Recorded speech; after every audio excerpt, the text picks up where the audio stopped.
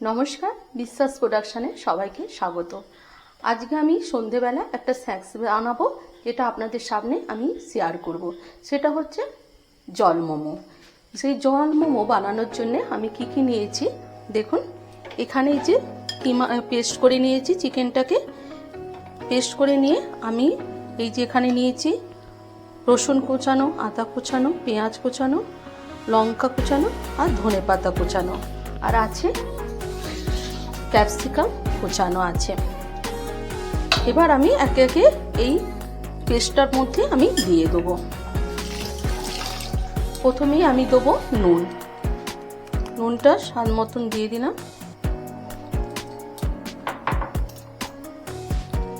দিয়ে আমি পেঁয়াজ কুচিয়ে দেবো, পেঁয়াজ কোচানোটা দিয়ে দিলাম, রসুন কোচানো, আদা, কাঁচা লঙ্কা আর ধনেপাতা,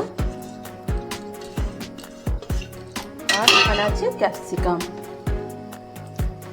ক্যাপসিকাম পুরোটা দেবো না, অল্প করে দিলাম। দেবো লেবুর রস,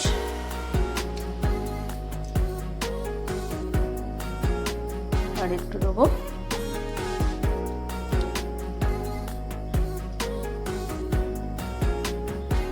সয়া সস।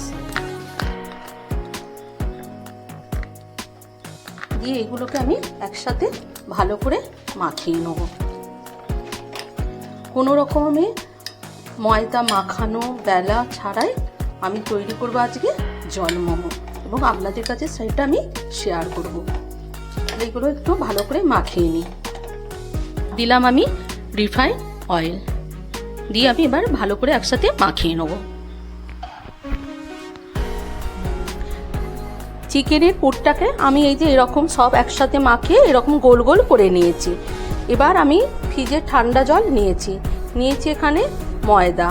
এবার এইটাকে আমি কি করব, প্রথমে আমি ময়দাতে এরকম করে গড়িয়ে নেব। ময়দাতে এরকম করে গড়িয়ে নিয়ে আমি ঠান্ডা জলে দেবো।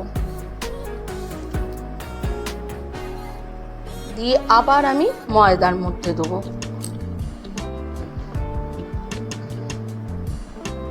এই একবার হলো, এইটা দুবার, আবার একবার দেবো।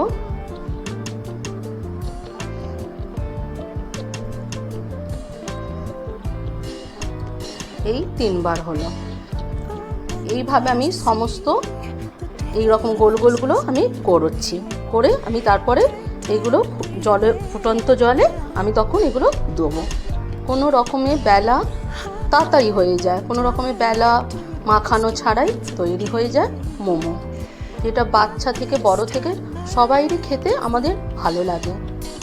এইভাবে আমি সমস্তটা তৈরি করে নেব, সমস্ত পুরগুলো আমি এইভাবে তৈরি করে নেব।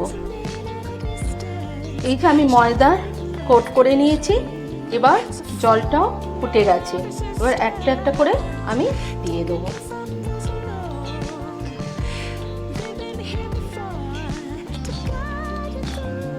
জোর হতে 10 মিনিট সময় লাগবে।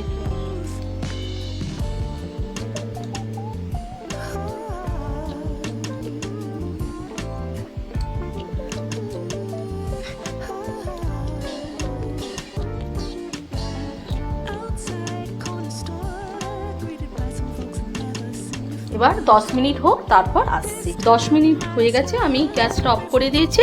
তুলে নিচ্ছি এবার জল মোমোগুলো। এই যে তুলে এবার টেবিলে যাচ্ছি।